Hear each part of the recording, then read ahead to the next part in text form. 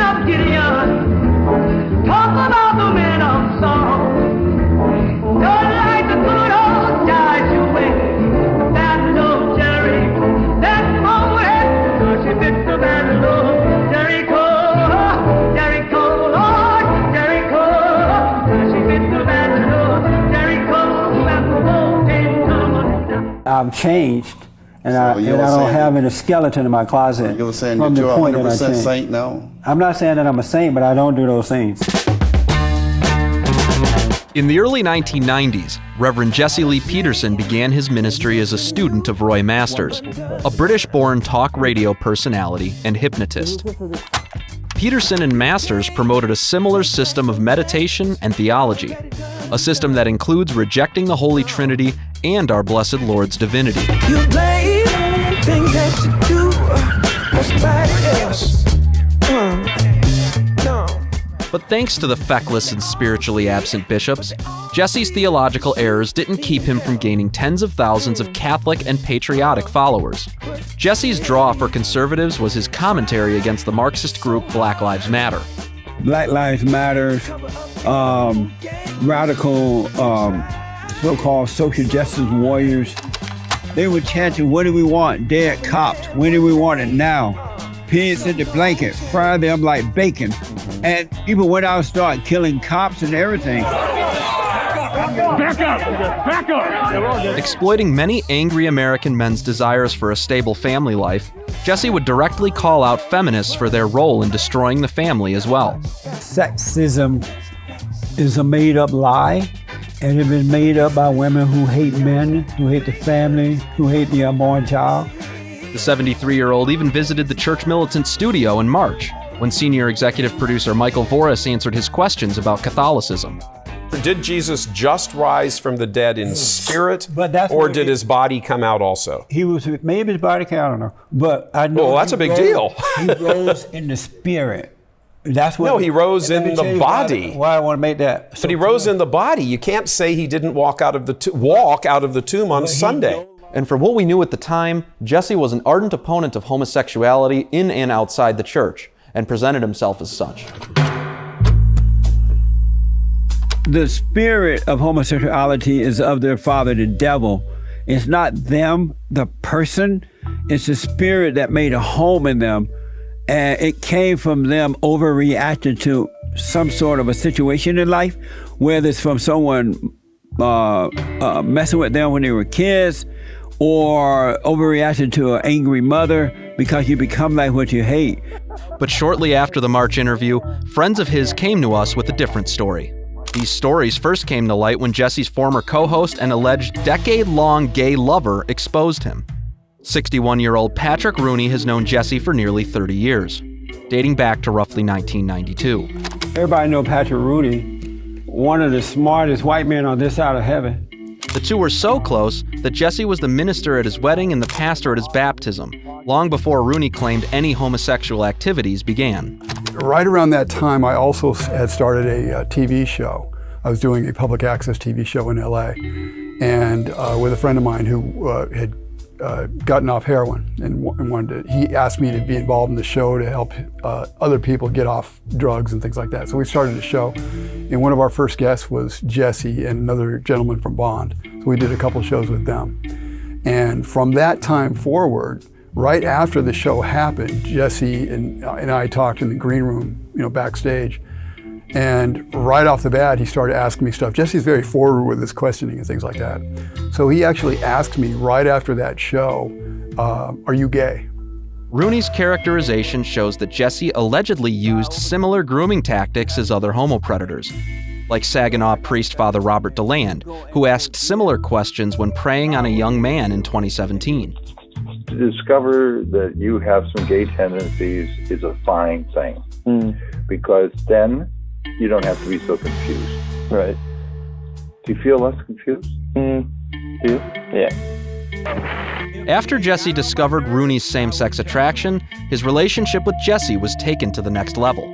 Bit by bit, Jesse began edging him closer and closer to sin. Once he moved up there to do the show, we stayed in the same house. Jesse would kind of do some things, kind of horseplay and stuff like that with me. And at times he would do stuff where he would like grab me and then we'd kind of wrestle around a little bit.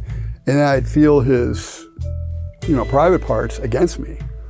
And he did that more than once. So it wasn't like an accidental thing. He would kind of do it. And then I even mentioned it like, what's that or whatever. And he would kind of play around and joke about it. Fast forward to 2005, and Jesse was ready to make his final move. We did a conference with them called Moral Reconstruction, which is kind of ironic now that we're sitting here talking about something else. It's called Moral Reconstruction. We did that.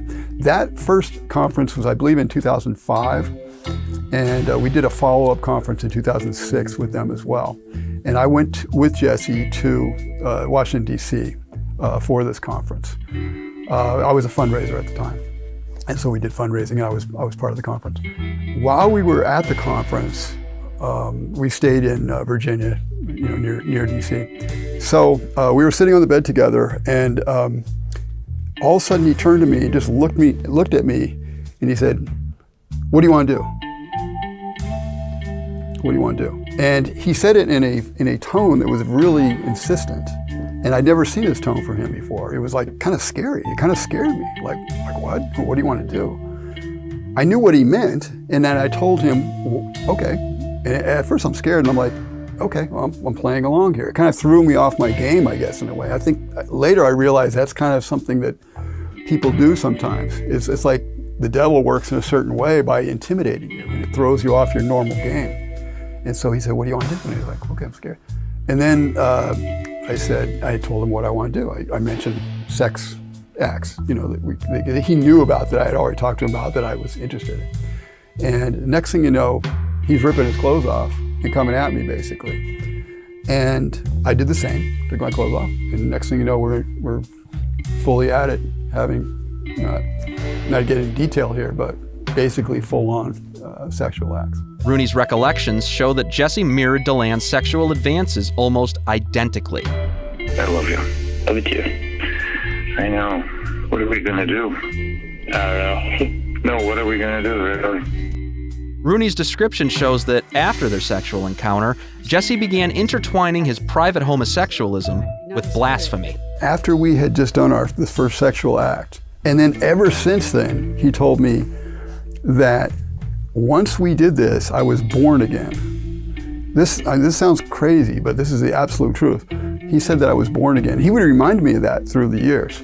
Following being born again, Rooney contends that his sodomitic relationship with Peterson went on for roughly 10 years, until Rooney decided to come clean to his wife and son. My son was really angry.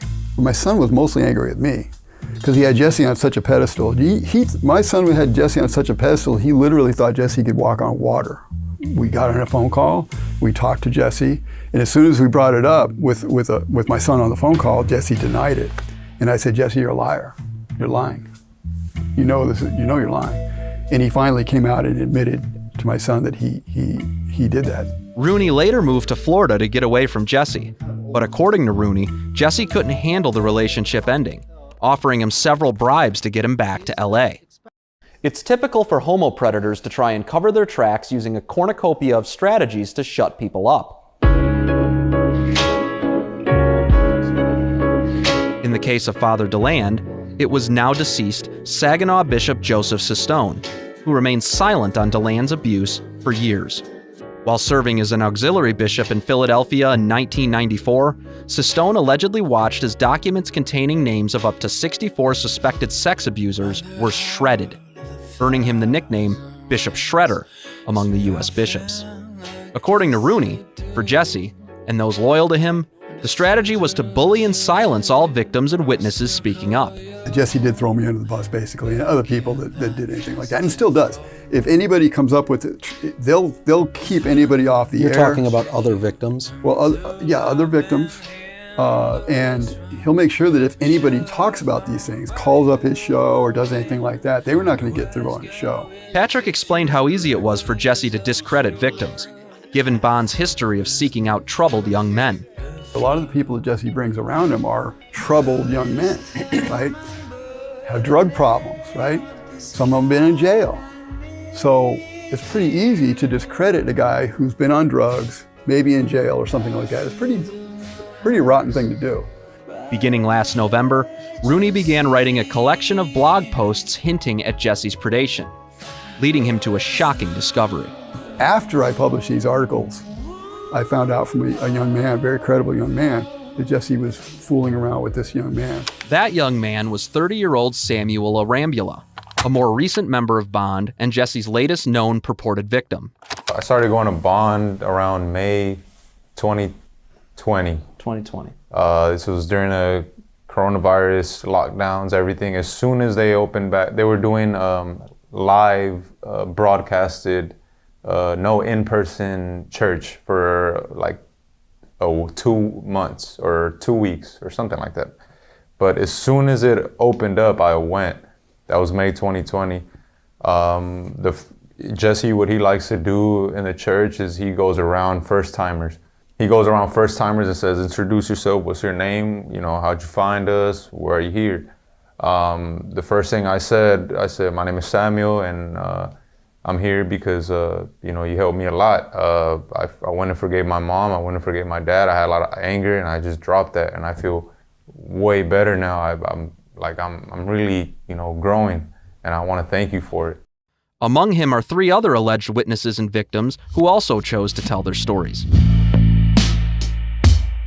Samuel began his relationship with Jesse professionally, washing cars for him and doing other cleaning work at what they call the Bond House. The Bond House is where Jesse and several of his male staff currently live.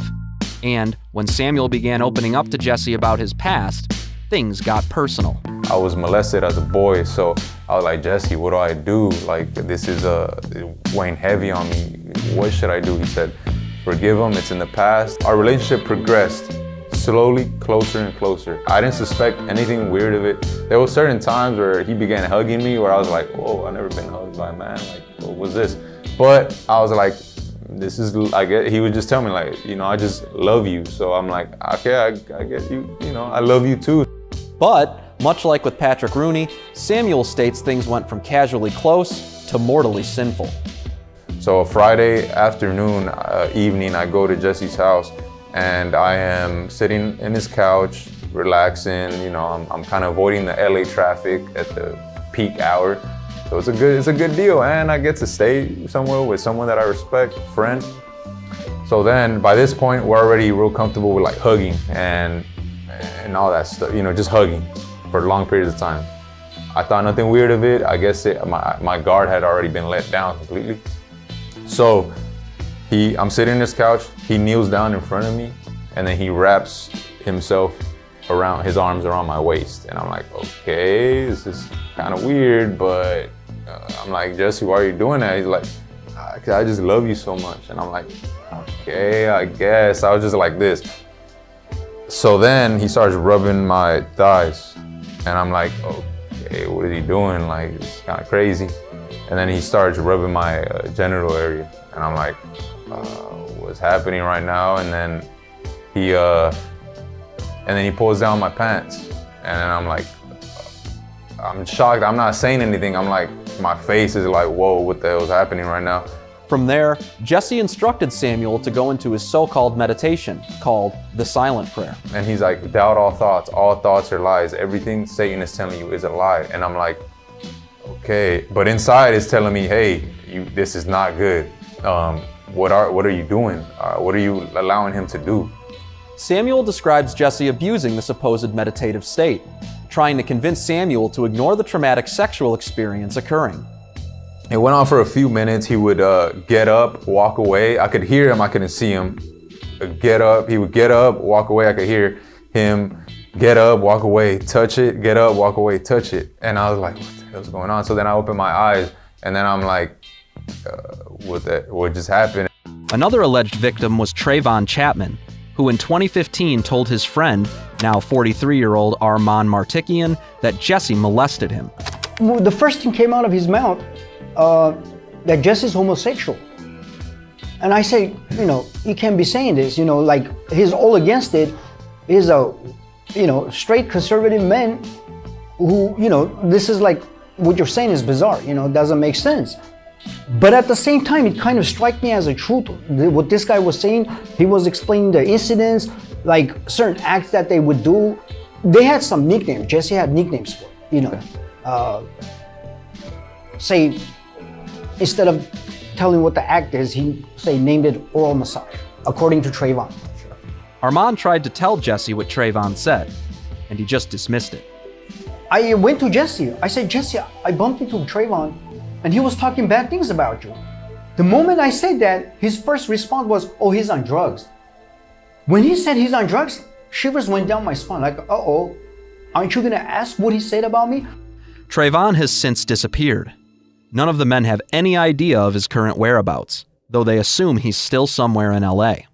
After this encounter, Armand began questioning his own relationship with Jesse. And then I had a flashback. Back in the day, it was such an insignificant thing that it never stayed in my memory, but for some reason, the flashback had when I was in a private counseling, he kind of gestured me, let me see down there, pointing at referring to my, down there as in my privates.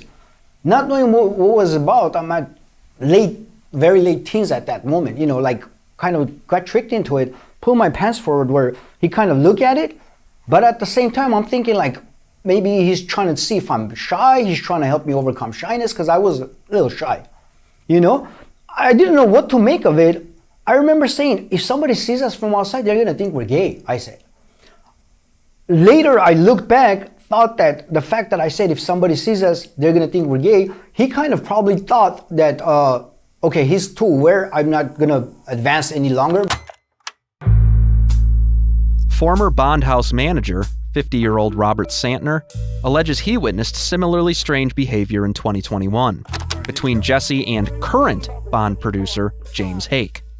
What I witnessed, him and Jesse were hugging each other intensely, rubbing each other's shoulder down stuff, and he came to a point where I actually saw him kissing him on the cheek and stuff, on the hallway, and talking all kinds. I can't remember what the words he said, but there were a lot of giggling in the hallway, in his James' room, and then there was even one time that just really shocked the living hell out of me, is I went to the laundry room stuff, after I took the laundry out, and then when I got out, and there was a door open in Jesse's room, and there I saw Jesse was sitting in the bed, and while James Hake was wrapped around bed sheets, completely around like a burrito with his head sticking out. And Jesse was embracing him and hugging him and stuff, and then kissing him on the forehead. And I was like, hey, are you all right? Hake, to this day, is an ardent defender of Jesse and his ministry, essentially helping him ostracize all the men accusing Jesse of homopredation. Santner also described an incident where Jesse attempted grooming him to see if he was a homosexual. There was one night, okay, I was all by myself. It was late at night after I came home from work. I was in the kitchen, doing my own thing and stuff. And then suddenly there was Jesse appeared on the doorway, leaning against the doorway with his hand underneath his underpants. And he was slowly massaging himself and was giving me a look, and I turned around and says, "What the heck are you doing?" And he was giving me a smile and giggle and stuff, and then walked away. Another witness is Martin Francis, who's largely been leading the charge against Jesse's purported homopredation. He describes himself as one of Jesse's best friends. You may recognize Francis from a video with Jesse arguing with a Univision reporter at a Prop 187 rally in Los Angeles in 1996, a rally opposing the flood of illegal aliens entering the state. Are you all right? Are you okay? Oh, I'm feeling better than ever. Are you all right? Yes, I'm all right. Are you racist? Am I what? What are you think of these people now? Why? Why you stay here? Are you racist? Am I racist? Yeah. No, I'm not a racist. Why do you ask that? But since learning of Jesse's dark secret, Francis has led several protests against Peterson's homosexuality outside of the Bond studio. Jesse was confronted by him several times this year and refused to address any of the accusations of him preying on young men at Bond. Here's a video of Francis from March, facing off with him at what appears to be the post office across the street from the Bond studio. Oh, that's nice. He wants me to tell them how I was sleeping with my brother's wife. That's fine. But Jesse, why will you not speak on your homosexual behaviors? Francis confronted him again in the back of the building with Armand Martikian in February, capturing it all on video. Jesse Peterson, I've known you for 25 years personally. Will you come? See, he's not coming over to me. Will you at least stand there where you feel safe and talk to me? Stand up on your porch with the door open and shout out to me. Why won't you talk to me? I've known you for 25 years. I've accused you of heinous things, and you will not talk to me. You coward! Francis admits there were also a few clues that should have revealed Jesse was a homosexual, long before he ever found out. He wanted to see if I was willing to have a homosexual relationship with him, of course, because that's what he was all about. He was about putting out feelers there and seeing who he could have sex with. And it didn't work with me because I had not been molested as a boy. And so eventually I told him, look, Jesse, I'm just an angry guy and I don't like these long hugs and all this stuff we're doing, you know, at night. And did he stop? Where he would come into my bed and just lay with me, you know. He would come into your bed and just lay with you? Yes. And at one time even like put his hand underneath my underwear to go toward my genitals, right? He never got there because he could see I wasn't getting excited. So he never got there. He just like at the edge, you know, because you got to invite the vampire in, is what they say in the vampire movies. And it's sort of true with even psychic vampires like Jesse. And so he would do those kind of tricks or put his hand around my back and up on my chest and be hugging and all that kind of stuff just to see if maybe I could get, and asking me if, how does it feel? And it feels good, right? And all that kind of stuff. And I would meekly answer, yeah, it feels good. But only because when you're under that kind of pressure, you just give the answer that he wants, but you're really like wanting to get the heck out of there. You're like ready to fly out of there like a bat out of hell. Jesse appears to have used every dirty trick in the book to silence him, allegedly trying to have Francis arrested for violating an unserved restraining order. I will go back to Phoenix and chill out with the relatives like I was doing before, and I'll be back on the 25th. 25th, Fortunately yeah. for you, this was in a sealed envelope today. If it hadn't been, Yes. you would have been Yes. If it was already served, you had already seen this, you would be wanting to go. Church militant asked every single victim and witness if they thought Jesse would continue sexually preying on men, and they all had the same answer. Well, yeah. I would say yes. Oh, there's no doubt in my mind. There's no doubt that there's current victims. I think for sure. Jesse allegedly accuses these men of harassment, but some members of his own congregation disagree, like former Bond House tenant Fabian Asensio. The harassing is just an excuse for, trying to shut people down. Bond has been a nonprofit church for all these years. He's lied and collected a lot of money from that church, from people saying that, he's been a hidden homosexual.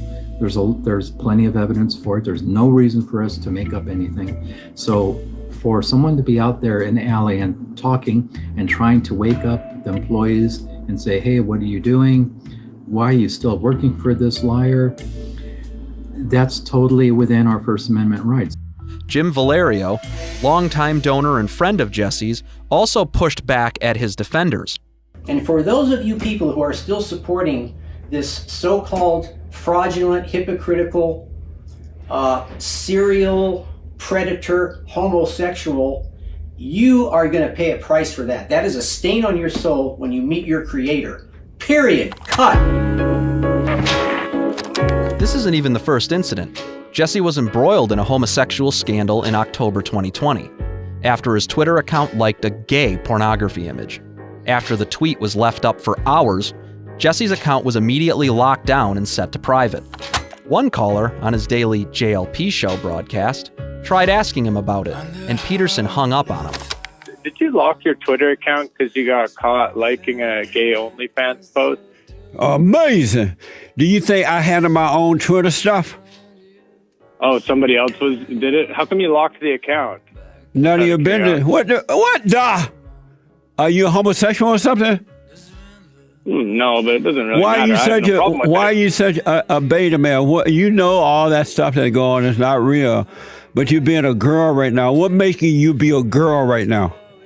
There's nothing wrong with it, Jesse. There's nothing wrong with you being a girl? They were in. Goodbye. On top of those we spoke to, there were several other anonymous alleged victims Church Militant was made aware of, who refused to speak with us per their devotion to Peterson and his so-called ministry. Jesse continues to deny his own actions to his congregants and his fans, shutting down any victims who stand in his way. For Church Militant Special Assignment, I'm Joseph Enders, Detroit. You may talk about the men of Gideon.